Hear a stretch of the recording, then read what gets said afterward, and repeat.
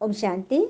आज प्यारे मीठे भगवान की मीठी मुरली मंथन की डेट है 5 फरवरी 2021।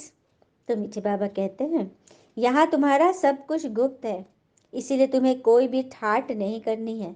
अपनी नई राजधानी में के नशे में रहना है। भगवान कह रहे कि यहाँ सब कुछ तुम्हारा गुप्त है, तुम सूक्ष्म में यहाँ पे कार्य करते हो, अपने अंदर की सफाई। तो तुम्हें बाहर से कुछ भी विशेष जास्ती मन डुबाना नहीं है और अपनी नई राजधानी के नशे में रहना है कि हम यहाँ पुरुषार्थ करेंगे गुप्त रीति तो हम वहाँ पहुँचेंगे। प्रश्न है, श्रेष्ठ धर्म और दैवी कर्म की स्थापना के लिए तुम बच्चे कौन सी मेहनत करते हो? उत्तर, तुम अभी 5 विकारों को छोड़ने की मेहनत करते हो, क्योंकि इन विकारों ने ही सबको भ्रष्ट बनाया है। तुम जानते हो इस समय सभी दैवी धर्म और कर्म से भ्रष्ट है। पिता ही श्रीमत देकर श्रेष्ठ धर्म और श्रेष्ठ दैवी कर्म की स्थापना करते हैं। तुम श्रीमत पर चल पिता की याद से विकारों पर विजय पाते हो, पढ़ाई से अपने आप को राज तिलक देते हो। तो सबको यहाँ पे कौन सी मेहनत करनी है? अपनी 5 विकारों को छोड़ने की मेहनत, जिसने ही हमें इतना भ्रष्ट बनाया। हम धर्म भ्रष्ट कर्म भ्रष्ट हो गए, तो बाबा अपने श्रीमत पर हमें चलाकर विकारों पर विजय दिलाते हैं और इस पढ़ाई से हम अपने आप को राज तिलक देते हैं। आज की मुरली का गीत है, तुम्हें पाके हमने जहाँ पा लिया है, जमी तो जमी आसमां पा लिया है। तुम्हें पाके हमने जहाँ पा लिया है, तुम्हें पाके हमने। जहाँ तक तुम्हारी राहें जुड़ी है, वहाँ तक हमारी गर्दिशें थम गई है।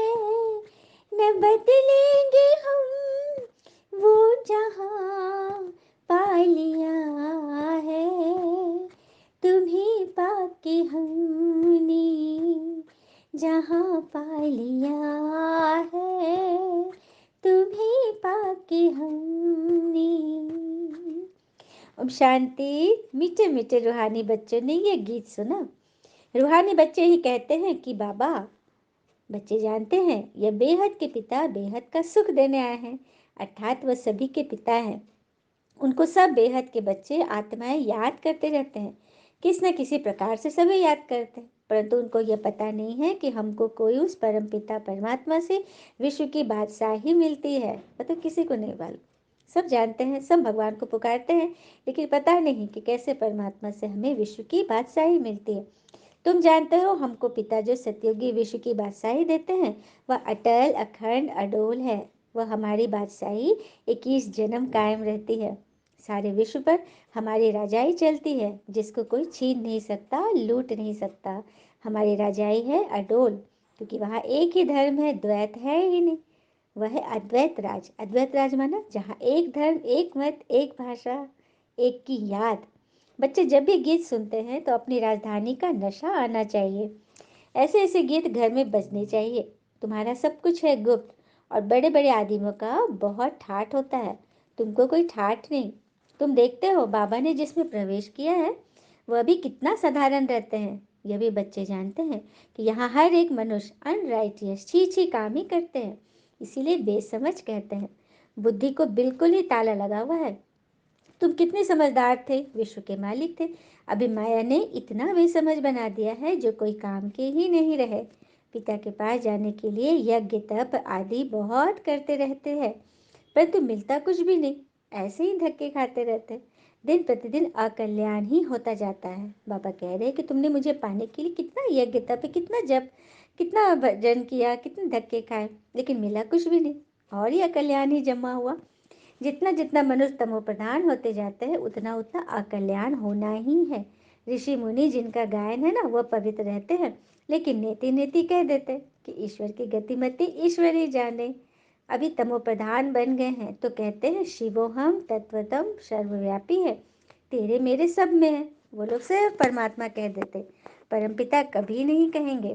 परमपिता उनको फिर सर्वव्यापी कहना यह तो रॉन्ग हो जाता है ना। अब पिता तो एक होते हैं, बच्चे अनेक होते हैं, लेकिन सभी बच्चे के अंदर कह दो कि परम पिता है तो फिर ब्रदरहुड तो उड़ गया ना, फादरहुड हो जाए। परम पिता उनको फिर सर्वव्यापी कहना बिल्कुल रॉन्ग है, इसीलिए फिर ईश्वर व परमात्मा कह देते। पिता अक्षर बुद्धि में नहीं आता है, करके कोई कहते भी है वो भी बस कहने मात्र। अगर परम पिता समझे तो बुद्धि एकदम चमक पड़े। बाबा कह रहे कि कुछ है जो कहते भी है परम पिता, लेकिन बस कहने मात्र, समझते कुछ भी नहीं है। बाबा स्वर्ग का वर्षा देते हैं, वह है ही हेवनली गॉड फादर, फिर हम नरक में क्यों पड़े हैं? अब हम मुक्ति, जीवन मुक्ति कैसे पा सकते हैं? यह किसकी भी बुद्धि में नहीं आता है। आत्मा पतित बन पड़ी है। आत्मा पहले सतो प्रधान समझदार होती है, फिर सतो रजो तमो में आती है, बेसमझ बन पड़ती है। अभी तुमको समझ आई है ना? बाबा ने हमको यह स्मृति दिलाई है। जब नई दुनिया भारत था तो हमारा राज्य था, एक ही मत, एक ही भाषा, एक ही धर्म, एक ही महाराजा महारानी का राज्य था। फिर द्वापर में वाम मार्ग शुरू होता है, फिर हर एक के कर्मों पर मदार हो जाता है। कर्मों अनुसार एक शरीर छोड़ दूसरा लेते हैं। अभी बाबा कहते हैं, मैं तुमको ऐसे कर्म सिखलाता हूँ जो 21 जन्म तुम बादशाही पाते हो। भल वहाँ भी हद का पिता तो मिलता है, परंतु वहाँ यह ज्ञान नहीं रहता कि यह राजाई का वर्षा बेहद के पिता का दिया हुआ है। फिर द्वापर से रावण राज शुरू होता है, विकारी संबंध शुरू हो जाता है, फिर कर्मों अनुसार जन्म मिलता है। भारत में पूज्य राजाएं भी थे तो पुजारी राजाएं भी हैं। सत्यत्रेता में सब पूज्य होते हैं, वहाँ पूजा व भक्ति कोई होती नहीं। सिर्फ द्वापर में जब भक्ति मार्ग शुरू होता है तो यथा राजा रानी तथा प्रजा पुजारी भगत बन जाते हैं। बाबा बता रहे हैं कि सत्यत्रेता में सभी पूज्य थे, वहाँ पूजा व भक्ति कोई नहीं, इसलिए कोई एक किसी से श्रेष्ठ नहीं, सभी बराबर। फिर द्वापर से भक्ति मार्ग शुरू होता है तो राजा रानी पुजारी भक्त आदि सब बन जाते हैं। बड़े से बड़ा राजा जो सूर्यवंशी पूज्य था वही पुजारी बन जाता है। अभी तुम जो वाइसलेस बनते हो ना, उसकी प्रहलाद 21 जन्म के लिए। फिर भक्ति मार्ग शुरू हो जाता है, देवताओं के मंदिर बनाकर पूजा करते रहते हैं। जैसे भारत में ही होता है। 84 जन्मों की कहानी जो बाबा सुनाते हैं वह भी भारतवासियों के लिए है, और धर्म वाले तो आते ही बाद में हैं। फिर तो वृद्धि होते होते ढेर के ढेर हो जाते हैं। वैरायटी, भिन्न भिन्न धर्म वालों के फीचर्स हर एक बात में भिन्न भिन्न बन जाते हैं। रस्म रिवाज भी भिन्न भिन्न होती है। भक्ति मार्ग के लिए सामग्री भी चाहिए। जैसे बीज छोटा होता है, झाड़ कितना बड़ा हो जाता है, झाड़ के पत्ते आदि गिनती भी नहीं कर सकते। वैसे भक्ति का भी विस्तार हो जाता है। बाबा ने भक्ति के बारे में बोला कि जैसे भक्ति एक ने शुरू की, फिर धीरे धीरे धीरे धीरे और लोगों ने किया, फिर उसके उसके उससे उससे उससे उससे कितने सारे हो गए। जैसे बीज छोटा होता है, उसका झाड़ कितना बड़ा होता है, पौधा, फिर झाड़ के पत्ते गिनती नहीं होते, और फिर उसके बीच से कितने सारे झाड़ निकल जाएंगे। तो वही विस्तार है। तो ढेर के ढेर शास्त्र बनाते जाते हैं। अब बाबा बच्चों को कह रहे हैं कि यह भक्ति मार्ग की सामग्री अब खत्म होनी है। अब मुझ पिता को याद करो। भक्ति का प्रभाव भी बहुत है ना। कितनी खूबसूरत है, नाच तमाशा गायन आदि कितना खर्चा करते हैं। अभी बाबा कहते हैं मुझ पिता को और वर्षे को याद करो, आदि सनातन अपने धर्म को याद करो। अनेक प्रकार की भक्ति जन्म जन्मांतर तुम करते आए हो। सन्यासी भी आत्माओं के रहने का स्थान तत्व को परमात्मा समझ लेते हैं। रहने के स्थान ब्रह्म, ब्रह्म तो रहने का स्थान है, मकान है, लेकिन उसको लोग परमात्मा समझ लेते। ब्रह्म व तत्व को ही याद करते रहते। वास्तव में सन्यासी जब सतो प्रधान है तो उन को जंगल में जाकर रहना है, शांति में। ऐसे नहीं कि उनको ब्रह्म में जाकर लीन हो जाना है। वह समझते हैं ब्रह्म की याद में रहने से, शरीर छोड़ने से ब्रह्म में लीन हो जाएंगे, क्योंकि उन्होंने ब्रह्म को ही भगवान मान लेते हैं। बाबा कहते हैं लीन कोई हो नहीं सकता, आत्मा तो अविनाशी है, वह लीन कैसे हो सकती है? भक्ति मार्ग में कितना माथा कूट करते हैं। फिर कहते हैं भगवान कोई न कोई रूप में आएंगे। अब कौन राइट? वह कहते हैं हम ब्रह्मा से योग लगाए ब्रह्म में लीन हो जाएंगे। गृहस्थ धर्म वाले कहते भगवान किसी न किसी रूप में पतितों को पावन बनाने आएंगे। ऐसे नहीं कि ऊपर से प्रेरणा द्वारा ही सिखलाएंगे। टीचर घर बैठे प्रेरणा करेंगे क्या? प्रेरणा अक्षर है नहीं, प्रेरणा से कोई काम नहीं होता। बल शंकर जी कि प्रेरणा द्वारा विनाश कहा जाता है, परंतु यह है ड्रामा की नोंद। बाबा ने प्रेरणा पर समझाया कि प्रेरणा से तो कुछ भी नहीं होगा। अब देखो 80-84 साल हो गए बाबा को आए हुए, लेकिन क्या बच्चे आत्मा में टिक पाए हैं?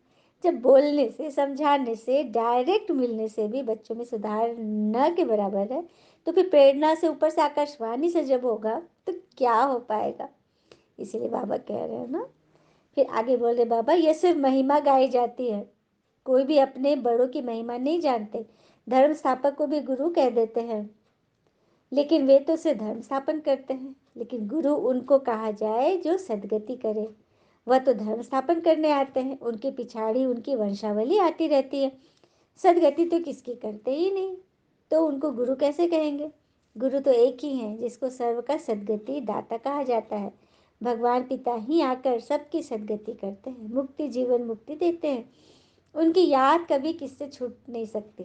भले पति से कितना भी प्यार हो, फिर भी हे भगवान, हे ईश्वर जरूर कहेंगे, क्योंकि वही सर्व का सदगति दाता है।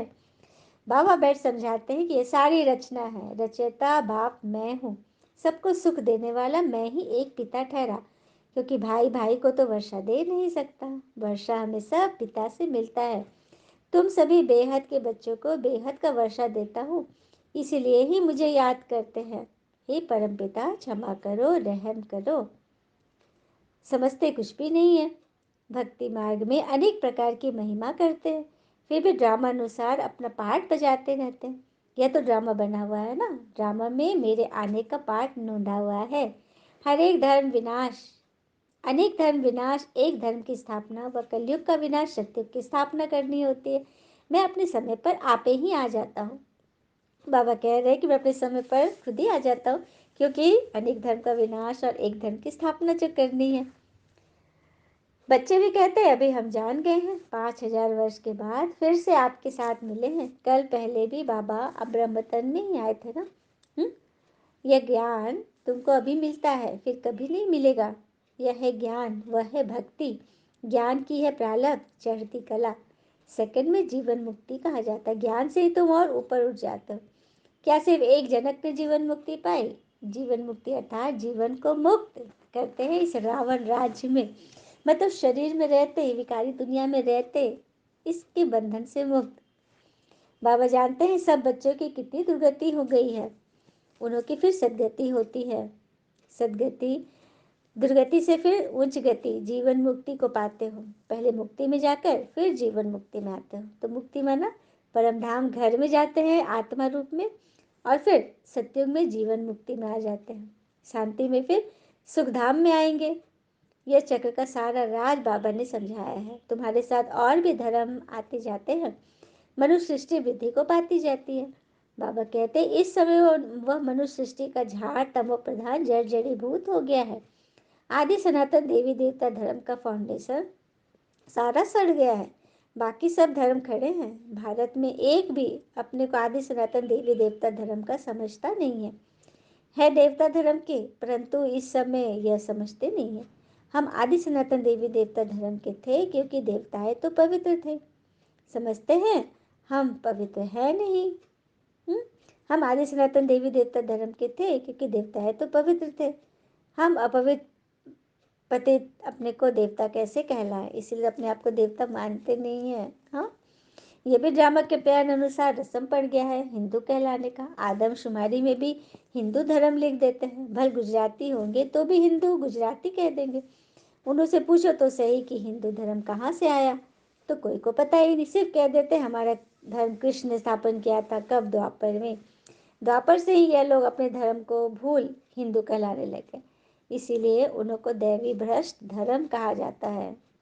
दैवी धर्म भ्रष्ट कहा जाता है। वहाँ सब अच्छा कर्म करते हैं, यहाँ सब छीछी कर्म करते हैं, इसीलिए देवी देवता धर्म भ्रष्ट कर्म भ्रष्ट कहा जाता है। अब फिर श्रेष्ठ धर्म श्रेष्ठ दैवी कर्म की स्थापना हो रही है, इसलिए कहा जाता है अब इन 5 विकारों को छोड़ते जाओ। यह विकार आधा कल्प से रहे हैं, अब एक जन्म में इसको छोड़ना, इसमें मेहनत लगती है। मेहनत बिगड़ थोड़ी विश्व की बादशाही मिलेगी। बाबा को याद करेंगे तभी अपने को राजाई का तिलक देने लायक बनेंगे। अच्छे रीति याद में रहेंगे, श्रीमत पर चलेंगे तो तुम राजाओं का राजा बनोगे। पढ़ाने वाला टीचर तो आया है ना पढ़ाने। यह पाठशाला है मनुष्य देवता बनने की, नर से नारायण बनने की कथा सुनाते हैं ना। यह कथा कितनी नामी ग्रामी है। इनको अमर कथा, सत्यनारायण की कथा, तीजड़ी की कथा भी कहते हैं। तीनों का अर्थ भी बाप समझाते हैं। भक्ति मार्ग की तो बहुत कथाएं हैं। तो देखो गीत कितना अच्छा है। बाबा हमको सारे विश्व का मालिक बनाते हैं, तो मालिक पर कोई लूट न सके। सच बात है ना। अच्छा, मीठे मीठे बच्चों प्रति भगवान की नमस्ते। हम बच्चों के भी प्यारे शिव पिता को नमस्ते। धारणा के लिए मुख्य सार है। पहली पॉइंट, सदा यह स्मृति रखनी है कि हम एक मत, एक राज, एक धर्म की स्थापना के निमित्त है, इसलिए एक मत होकर रहेंगे। दूसरी पॉइंट, स्वयं को राजाई का तिलक देने के लिए विकारों को छोड़ने की मेहनत करनी है, पढ़ाई पर पूरा ध्यान देना है। चलिए हम सभी बाबा से वरदान लेते हैं। त्रिकालदर्शी स्थिति द्वारा माया के वार से सेफ रहने वाले अतीन्द्रिय सुख के अधिकारी भव। त्रिकालदर्शी स्थिति द्वारा माया के वार से सेफ रहने वाले अतीन्द्रिय सुख के अधिकारी भव। विस्तार है। संगम युग का विशेष वरदान व ब्राह्मण जीवन की विशेषता है अतीन्द्रिय सुख। यह अनुभव और किसी भी युग में नहीं मिलता, लेकिन इस सुख की अनुभूति के पीछे त्रिकालदर्शी भगवान द्वारा माया के वार से सेफ रहेंगे। अनेक बार बार बार माया का वार होता रहेगा, तो चाहते हुए भी अतीन्द्रिय सुख का अनुभव कर नहीं सकेंगे। जो अतीन्द्रिय सुख का अनुभव कर लेते, उन्हें इंद्रियों का सुख आकर्षित नहीं कर सकता। नॉलेजफुल होने के कारण उनके सामने यह तुच्छ दिखाई देता है। तो देखा, हमें त्रिकालदर्शी सीट पर सेट होकर माया के वार से स्वयं को हमेशा के लिए बचाने वाले अतीन्द्रिय सुख के ही अधिकारी है बनते। स्लोगन, कर्म और मनसा दोनों सेवा का बैलेंस हो तो शक्तिशाली वायुमंडल बना सकेंगे। अच्छा, ओम शांति। शुक्र मीठे बाबा, वो बाबा के प्यारे प्यारे बच्चे। Thank you Baba. All is well always.